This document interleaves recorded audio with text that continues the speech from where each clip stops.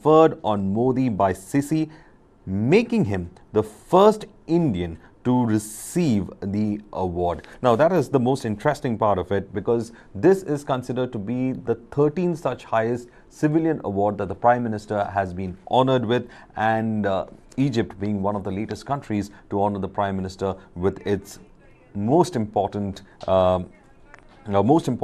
civilian award, which is the Order of the Nile. And of course, when it comes to Egypt, there is a very interesting history between India and Egypt. India and Egypt have been strategic partnership for quite some time. And just as the countries had become independent from what Egypt was under the British mandate, and then from the French mandate, and so many other nations that had been part of its working, and then finally it takes its independence from the British. And then what happens is that when it comes to the non-alignment movement or on several of the global issues, we did see that Egypt, and when it comes to India, their issues have always aligned. And similarly, this kind of alignment that is being carried out when it comes to Egypt. And it is a very interesting picture also that is ever just small, but of course very interesting enough when we have this picture coming in when it comes to the strategic relations with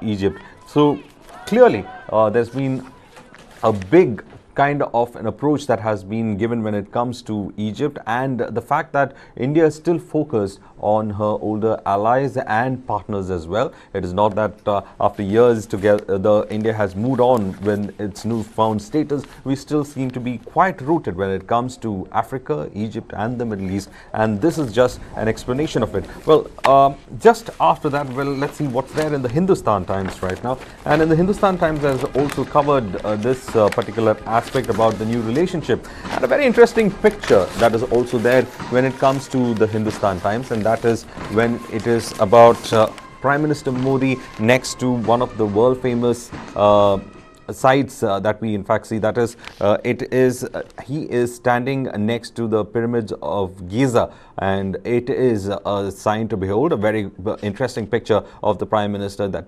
actually shows the location of the place. And over here we in fact see that the title goes that Prime Minister Narendra Modi at the Great Pyramid of Giza in Egypt, and of course taking a tour of that site. Modi meets Egypt's Sisi to deepen bilateral ties. And this is again everyone talking about, especially in a tweet, Prime Minister Modi had described his talks with Sisi as excellent and said that the two leaders reviewed the full range of bilateral relations and agreed to further augment economic and cultural linkages. A spokesman for the Egyptian president said that the two leaders confirmed their mutual commitment to push relations to broader horizons and across various fields. So Egypt is a country with which we have been having a deepened commitment, especially when it comes to the Middle East. But there is another interesting factor. India has been also trying to increase its weapons exports, and Egypt has been a very interesting country when it comes to its exports, because there has been interest that has been shown by Egypt when it comes to our fighter aircrafts that have been manufactured, and that is something that has been a driving point as well. So probably Egypt in the future, which is also having a very similar kind of an aircraft inventory when it comes to India, is looking at replacing its MiG-21 aircraft, and also to overhaul some of its older MiG-29 aircraft, in which of course India has a lot of experience. So in that way, we are in fact looking at this relationship going on a huge level, where we are talking about it becoming much more deeper, and probably also having that component of defense exports. Meanwhile, another interesting factor is that food and grains is something that we have been importing from Egypt, and also we have a bilateral relationship with them on agricultural trade as well, which has benefited both the countries, and that is also being highlighted.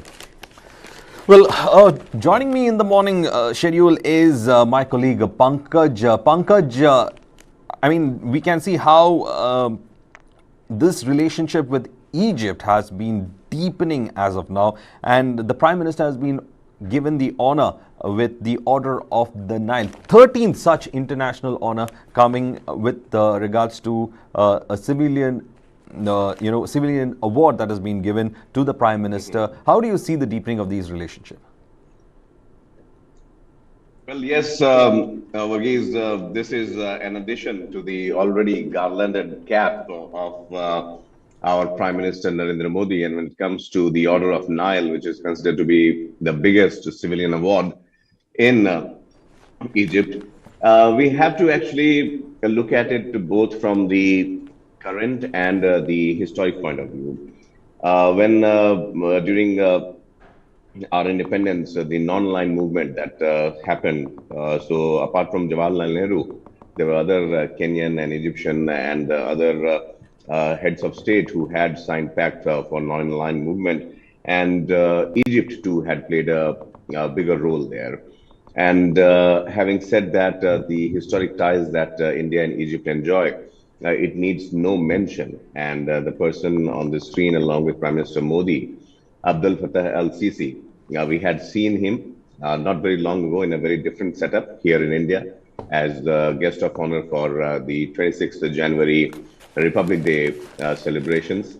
And that was the time when the invitation to Prime Minister to visit Egypt was extended, and Prime Minister Modi had accepted it. And now with the bilateral deals, bilateral talks, and a very significant partner in the link to the West Asia. Egypt actually plays a very crucial role. And we have seen the winds of change sweeping across Egypt.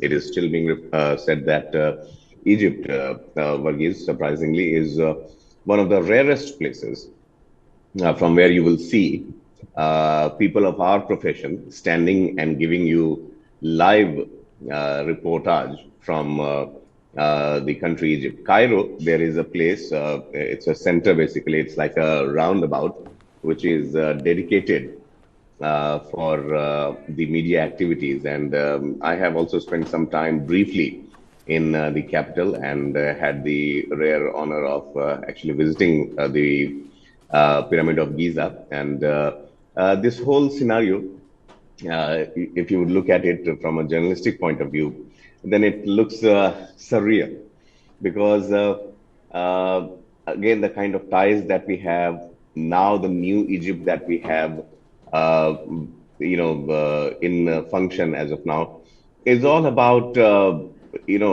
embracing the changes, yet being deep-rooted with their own traditions and customs. And that is what separates Egypt. Remember, Egypt also happens to be, if not the cradle of the humankind, but the development of civilization, the development of the lifespan, the life cycles, the way humanity evolved across, as I say, starting from South Africa, the lowest tip of the African continent where the first human was found.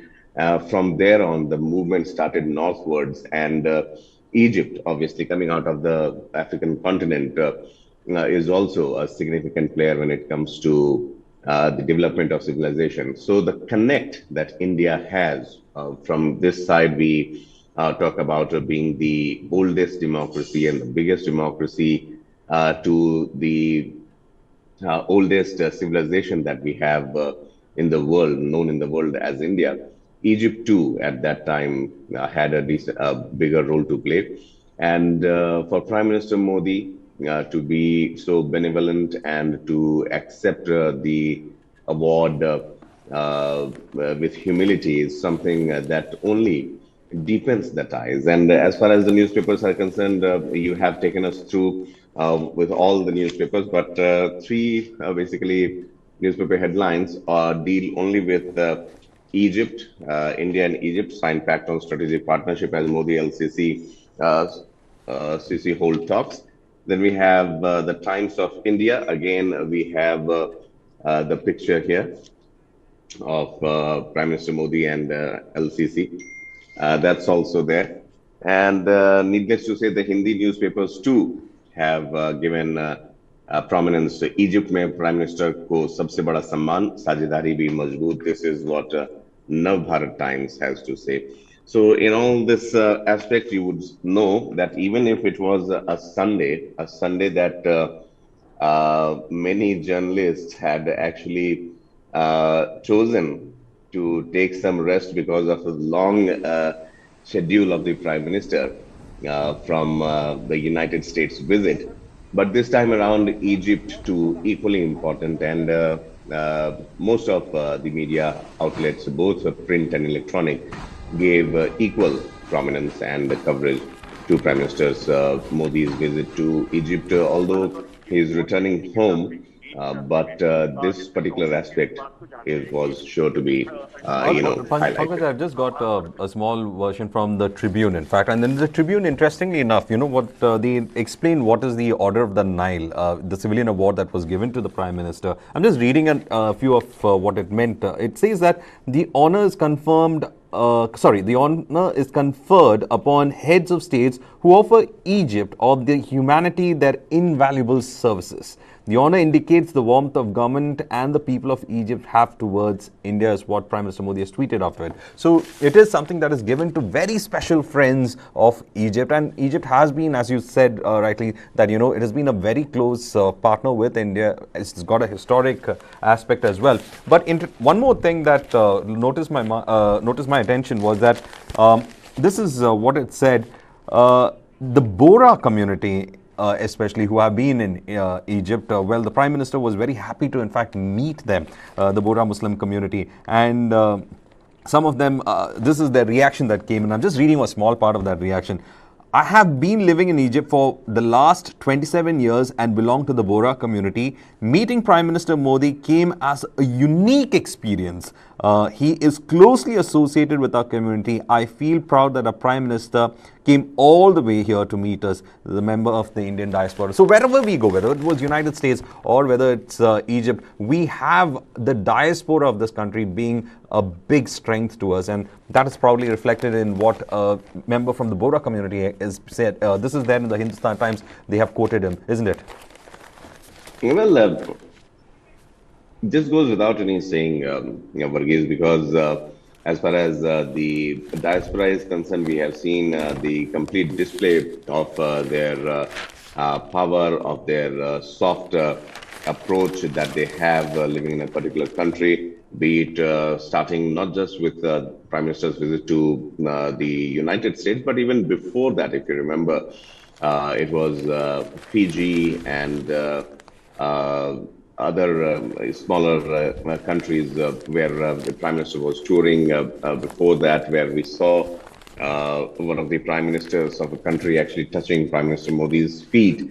So that is in recognition of the role that is being played by the expats, the diaspora in that particular country. Fiji, now, why I would mention that, because during the Hindi Day celebrations, Fiji had put up a very, I would say, commendable performances and coverage of the whole Hindi Day celebration. Fiji, remember, as far as the numbers are concerned, Varghese, then it happens to be the first country where there are maximum number of Indians outside India. Earlier, I was corrected because I thought it was Durban in South Africa, but if that's not the case, Fiji has more Indians outside India. Then it comes to Durban. Then we have other parts of the world also where the Indian community is in a sizable population. So we cannot actually overlook the role that is being played by the expats, and that is the recognition that why when a head of a state travels to a particular country where you have the Indian expat community doing so well. So organically, the kind of reception that you get, the kind of coverage that you get, the kind of warmth that you see, all those things come into picture. And that way, the power of a country, if I may use that word, because there is no need to flex muscle when I refer to power. It's not about, the military strength or some sort of upper hand that we are speaking here. It's the kind of acceptance, and to break it down, Varghese, to our very informed audience, I would tell you that the success of any country or the role of the expats in any country outside India, if I'm talking about the Indian community, is reflective of the number of Indian restaurants you would find in a bigger city, like for that matter, Istanbul in Turkey, like Johannesburg, Pretoria, Cape Town, Durban in South Africa, like Cairo in Egypt. Like there are so many. I mean, United States. Obviously, we know we saw the data, we saw the statistics, and we saw the fanfare with which the Indian community welcomed Prime Minister Modi. So there is no need to mention that the kind of cuisine culture that is developed within a particular country, especially in the US, that needs no mention. But that is reflective, and trust me, when we talk about the India Connect, I was surprised to see, although a handful, but yes, indeed, there were Indian restaurants like Taj restaurant. Most of them are called Taj or the Indian Delight or the Indian cuisine, like that. And in Istanbul too, which has roughly, I guess, not more than 300 to 400 families of Indian descent there, if it has gone up from 2015, 2016 now. So that too speaks volumes that how the Indian community has proliferated from India and has moved on to different places. And Egypt being one of the significant places once again, because again, remember Egypt, Qatar, Doha, all these places which are actually a gateway to West Asia towards Kuwait and Iraq and other Western countries. This particular country too has a sizable number of Indian population, and the Bohra community, as you were mentioning, Varghese. Yes, we have seen the outreach earlier as well, as far as the Bohra community is concerned, and obviously the definition and the way people would understand it. The normal Google search would tell you that, like all Indian Muslims, the Bohra have a syncretized culture characterized by influence of Arab world as much as it is inherited from their origins in India, their ancestral land where Hinduism is dominant. This is what Google would tell you if you type about Bohra community. So this is one particular aspect where the outreach Right. of this particular government has been significant. Well, also interestingly enough, now let's go to another story that is making the headlines again, and this is with regards to Nirmala Sitharaman. And Nirmala Sitharaman has hit out against Obama, especially over the ethnic minority rights. Obama made a interesting statement, Pankaj, over here. He said that when the visit was in fact going on, when he was being received by Joe Biden in the White House, he made a statement over that. He said that in the longer run, if the ethnic minorities' rights are not going to be considered, somewhere in the future, the country might pull apart, is what Obama has said. To which Nirmala Sitharaman has retorted, and he says, in fact, she goes ahead and says this. She says that when it comes to Obama, please understand this is a person who's bombed 6 Muslim nations. So what minority rights are you technically talking about? And it has been covered everywhere. In fact, we have it in the Indian Express. It says, Nirmala leads BJP attack on Obama. He bombed 6 Muslim countries. As Prime Minister Narendra Modi wrapped up his visit in United States and Egypt and was headed home, the BJP targeted former US President Barack Obama for his comments on Muslim minority in India and questioned its timing given the Prime Minister was in the US when on a state visit. So this is the statement that is coming in, or the coverage that is coming in from the Indian Express. Meanwhile, we have the Hindu also taking it up. The Hindu has in fact said, the Hindustan Times has in fact said, Union Finance Minister Nirmala Sitharaman on Sunday took a wheel dig at former US President Barack Obama over his remarks, rights of ethnic minorities in India, saying that 6 Muslim majority countries were bombed by the US during his rule. Sitharaman also alleged organized campaigns were being run at the opposition's behest. Now this, she was also taking a dig with regard to the opposition as well, where she has gone ahead and said that, in a way that the opposition was trying to create a narrative that there was insecurity in this country. And there was one more paper that I wanted to come to that question, Pankaj, where we are talking about the Obama factor in all this.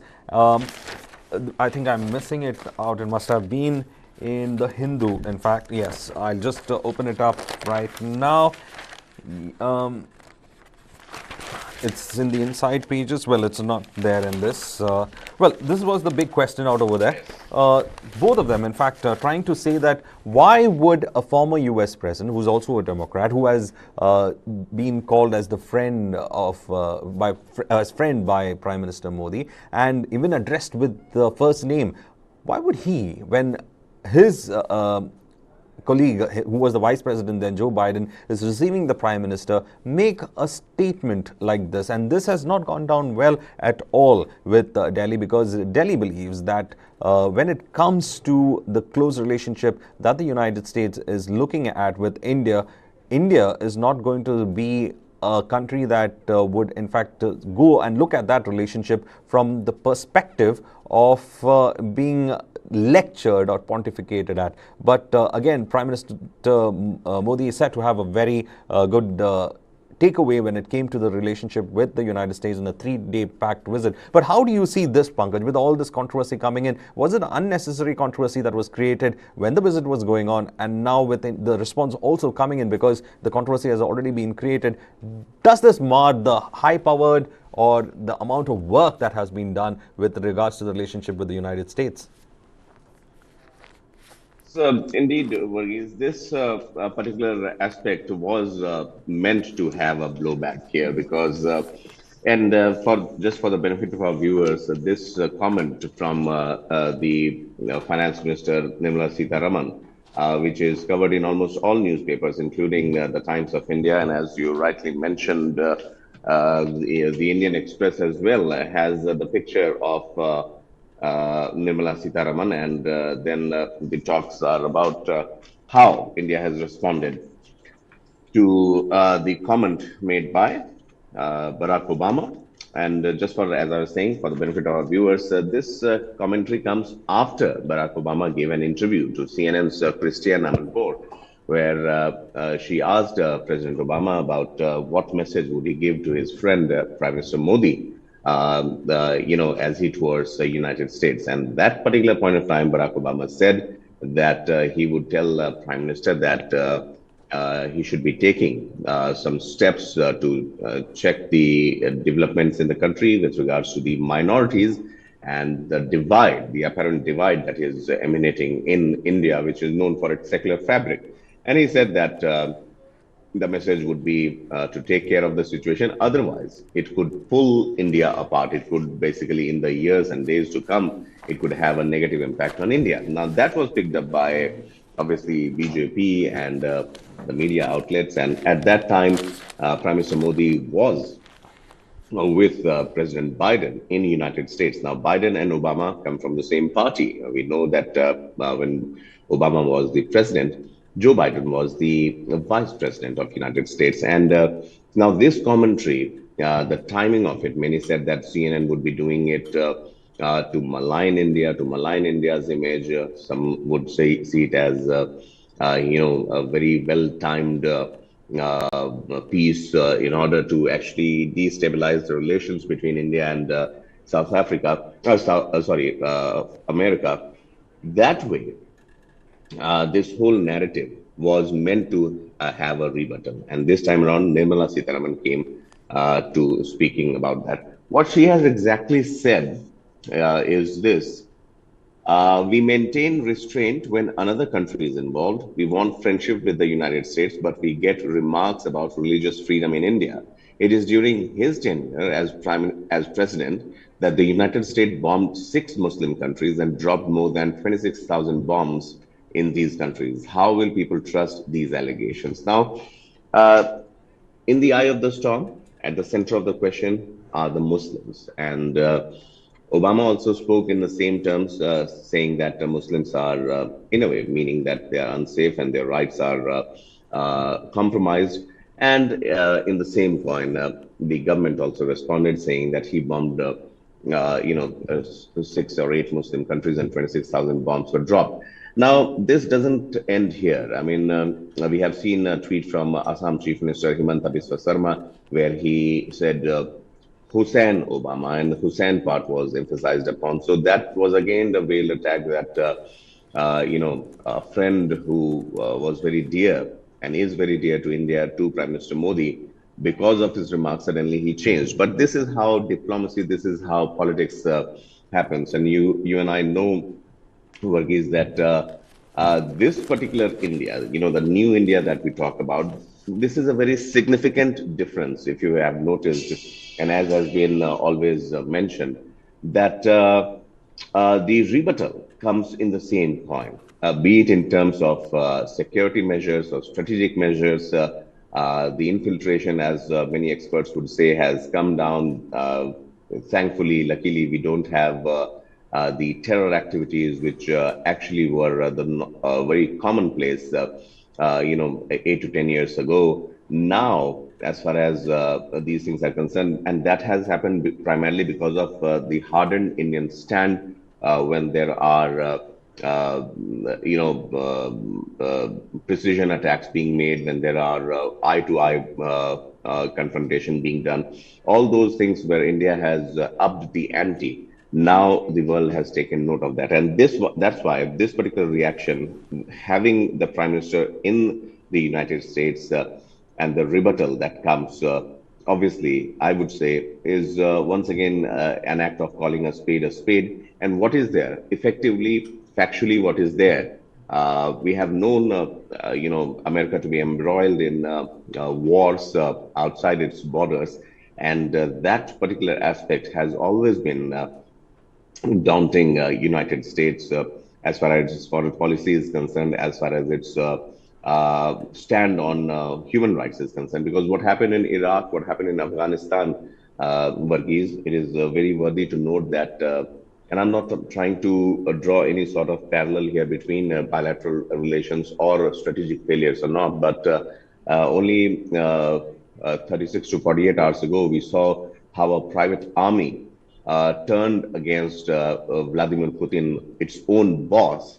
And then the whole world came to know that, well, there are wars where private armies also fight for a particular country, which is against the war ethics, if there are any.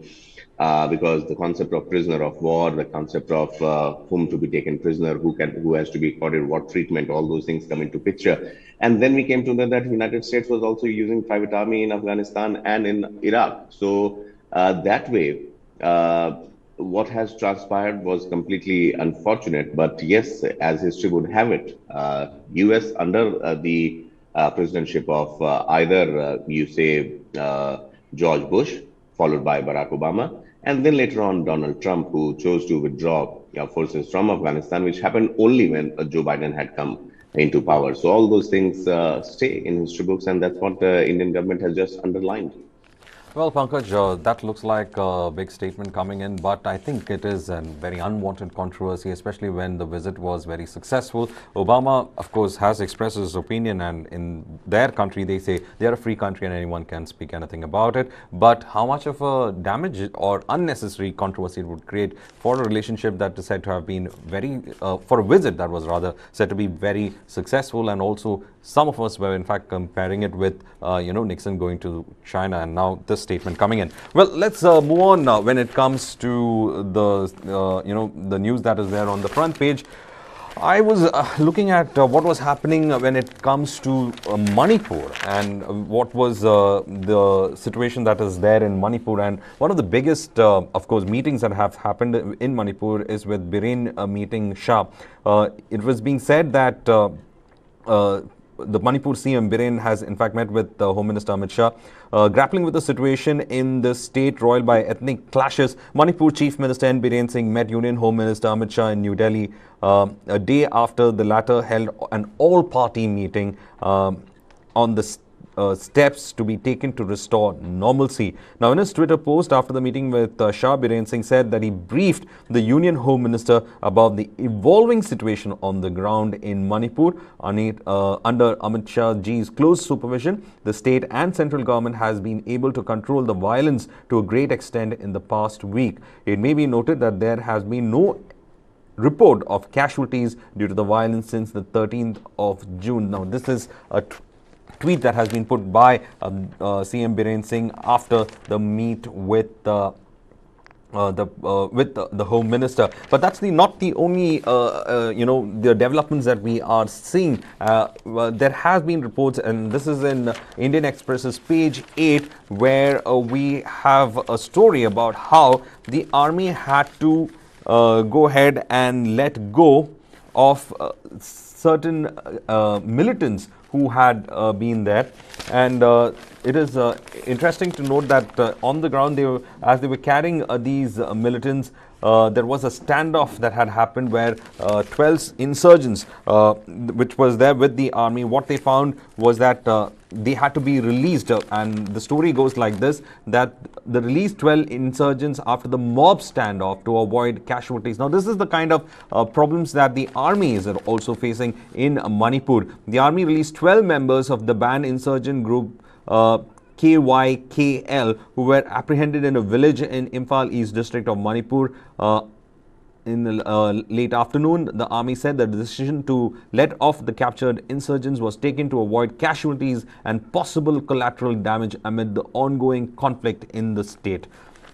One of the 12 cadres has identified as the self-styled Lieutenant Colonel Mirongtem Tamba alias Uttam, the mastermind of the 2015 ambush on a convoy of 6th Dogra Regiment in Manipur, Chandel, in which 20 soldiers were killed. Now, this is the kind of difficulties that the army is facing. On one side, they have to deal with the militants, and on the other side, they are taking a big risk when it comes to getting these insurgents move through the civilian ranks. And as many of the civilians have, especially women, have stalled the army from carrying on with their... So, Pankaj, you can see how the situation is emerging. Biren Singh is having a meeting or rather had a meeting with Amit Shah. And then on the street, you have a situation where you have these militant groups being let off after their arrest, because and even one of them is said to be a suspect with regard to the attack on the Dogras.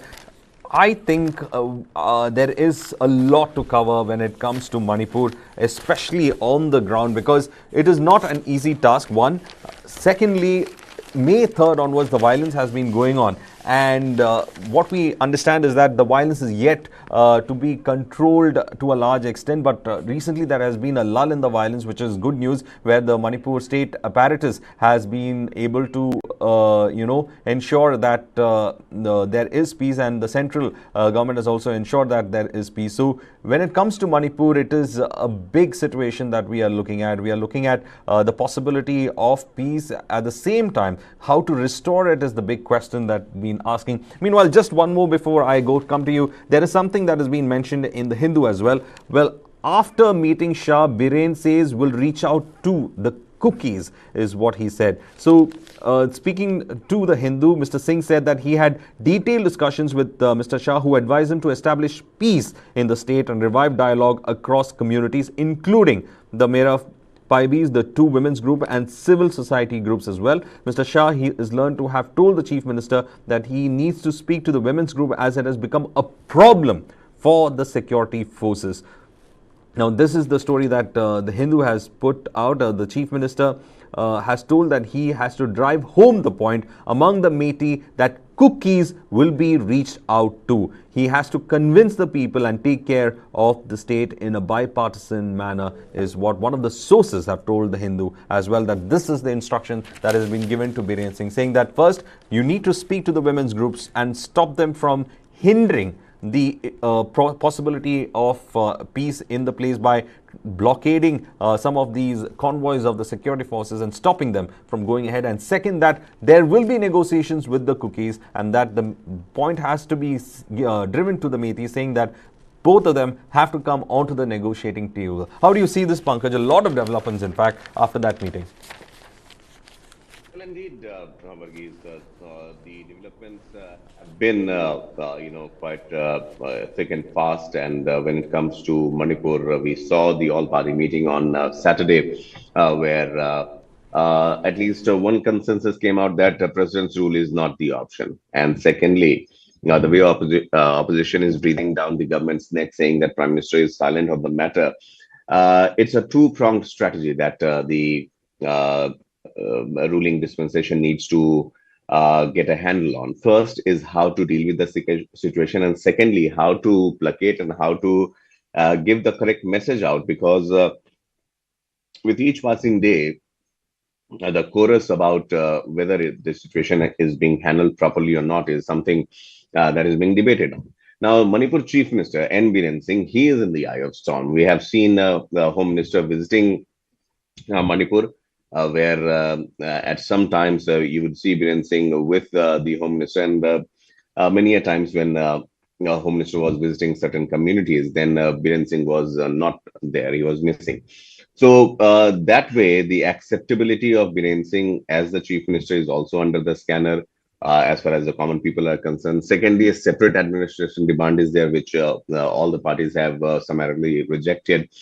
No president rule is also the situation. Now, what is happening on the ground is something which is an expected, I would say, response from the general people there. Those who are obviously the battle lines are drawn clearly divided on the lines of Kuki, Methi, and Naga and other tribal identities, and that is something which the government is not able to crack, how to bring them together.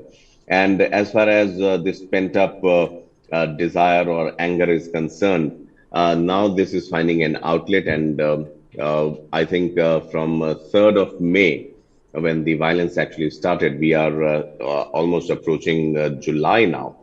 So May, June, July, 3 months is what 2.5 months have already clearly passed with this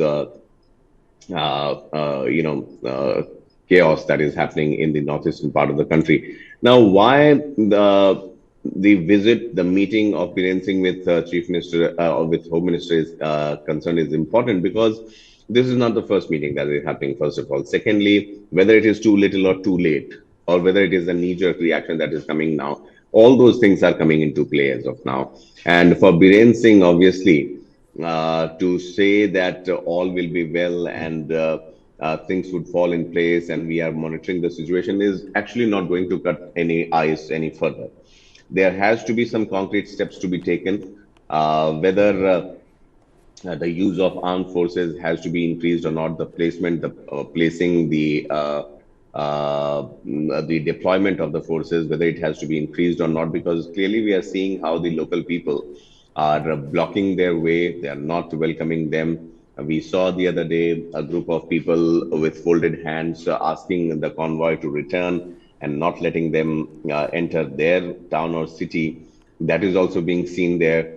And with this kind of scenario, obviously the local governance has clearly lost its significance and value as far as in the eyes of the common people of the state is concerned.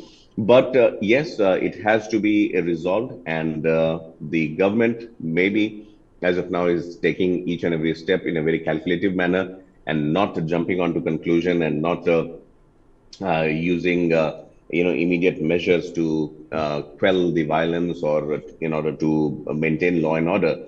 Prime Minister Modi too is maintaining monitoring the Manipur situation, and as the Home Minister had said, that he is guiding the government with full sensitivity to find the solution to the problem. So all these things are happening as of now. Home Minister had also said that 36,000 security personnel, including 40 IPS officers, have been deployed in Manipur, while 20 medical teams have also been dispatched, and 1,800 looted weapons have been surrendered to the authorities. This is also one key aspect, Varghese, that needs to be looked at, how Well, the looted weapons are being used. yes. Also, now I'm just moving on to another story. It's about the wrestlers' protest. The wrestlers' protest, very interesting statement coming in. Wrestlers' call of protest say fight will continue in the court, not on the streets. Now, this is what is there on the online portals. Most of them have, in fact, put out this as one of their most important this thing. They're saying that the battle will continue in the court. The wrestlers' call of protest after 5 months. So, I'm just referring to this news as of now, as the wrestlers' protest is something that has also shaken the country. And right now, what is happening is that the wrestlers who had been almost for 5 months, who have been protesting.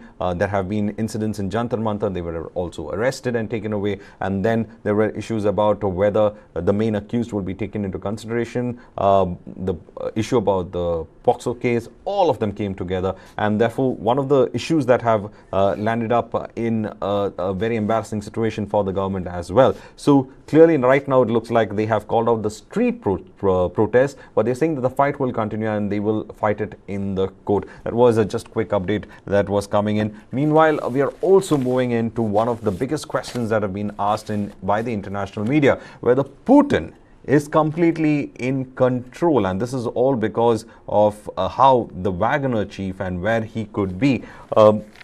Interestingly enough, the papers have also gone ahead and covered what is happening to the Wagner chief, especially the Hindu has in fact said this is what the Hindu has put out in it. The Hindu has said that heavily armed Russian mercenaries withdraw from the southern Russian city of Rostov overnight under a deal that diffused an unprecedented challenge to the authority of President Vladimir Putin and halted his rapid advance on Moscow. Now, this is what they are saying. Lukashenko mediates is what that is the Belarusian president, who is a key ally of President Putin and who is also said to be the one who's been able to negotiate this deal. And Belarus is a neighbor of Russia, and Russian troops have entered Belarus to go ahead and invade Ukraine. And this is what it is being said. Fighters of the Wagner Group return to their bases in a return for guarantees for their safety and their leader, Yevgeny Prigozhin. It is being said that Yevgeny Prigozhin could move to Belarus as per the agreement mediated by the Belarusian President Alexander Lukashenko. The aborted mutiny raises questions about Putin's grip on a country he has ruled with an iron hand for almost 2 decades. So the question over here that is being raised is with regard to whether Putin is in control. Pankaj, that question I think is echoed in the entire international press as well. And probably all of them are looking at the developments as to who had, in very terms, had the courage to go ahead and challenge Putin, especially his authority, when they are in a complete war with Ukraine. So, I mean, this talks about, this brings out Prigozhin, who with his 25,000 mercenaries challenged Putin, and it led to another president to go ahead and negotiate with the head of a 25,000 mercenaries to say, let's have a deal. That itself shows that things are not right when it comes to Putin's control and power. Well, Varghese, the jury is still out to actually, decide what went wrong and whether Putin is in control or not. And so much so that if you take a look at, I just, chose to bring to notice the headlines of Navbharat Times. So on one hand, we have Egypt, but on the other, right next, we have Putin, ka khatra tala, and Vidrohi Neta ko jana hoga Belarus. This is how the newspapers are actually, giving prominence to the development in Russia. Indeed, this is something that has actually jolted the collective memory of all those who have been following the Russia-Ukraine war, and also have underlined the very basic do's and don'ts, I would say, as far as wars are concerned. And also, as far as Putin's control is concerned, personally, if you ask me, after following this story for more than 48 hours since it started, I think Putin has, in a way, emerged in control. And the time when the Wagner Group decided to march towards Moscow, that was the most challenging time. And the visuals that we are playing as of now is of the Russian forces firing on the Wagner forces. You see the chopper leaves after bombarding this particular area.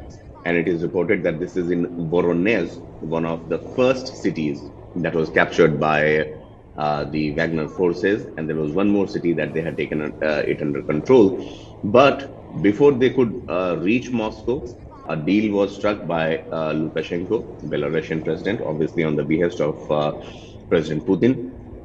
Also, in the play were Chechen fighters, and one of the guys called uh,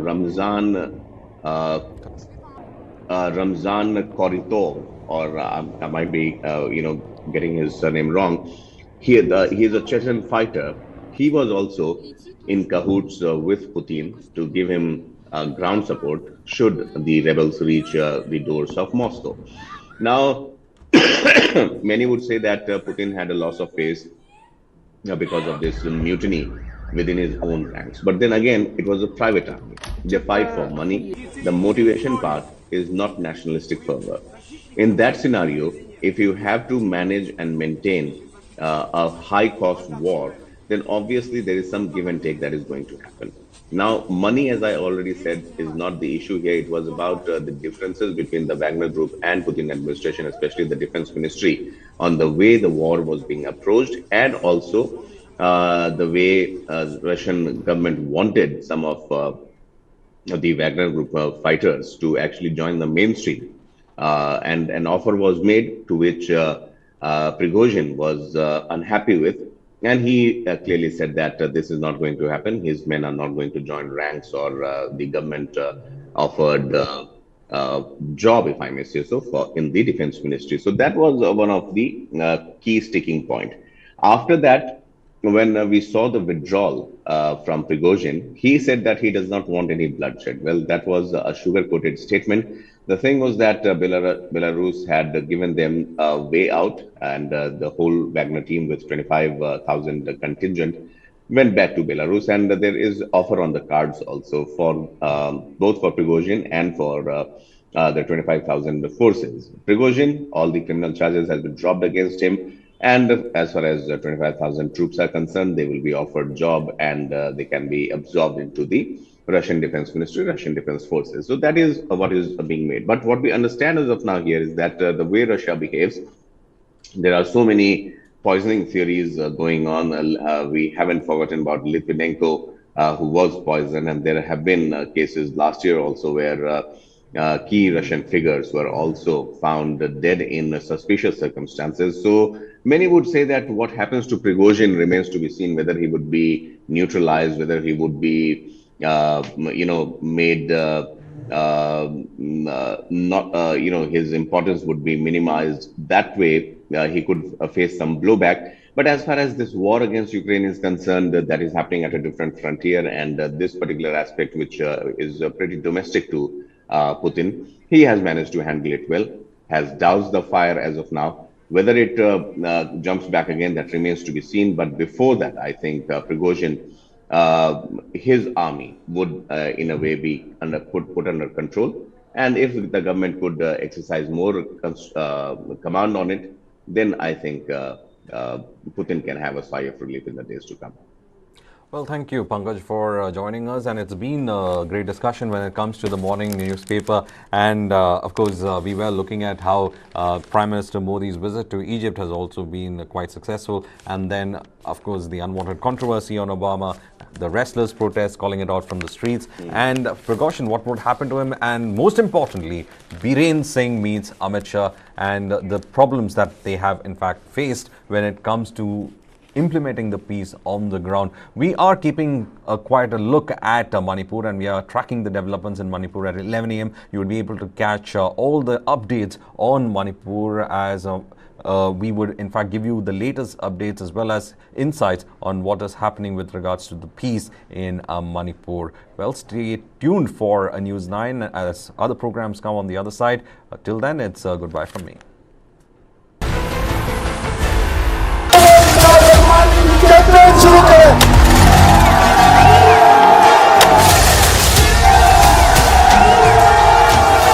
मैं इमरान अहमद खान न्याजी सबके दिल से हल्फ उठाता हूँ. When Imran Khan came initially into politics, he thought his personal popularity would be sufficient for him. It didn't happen.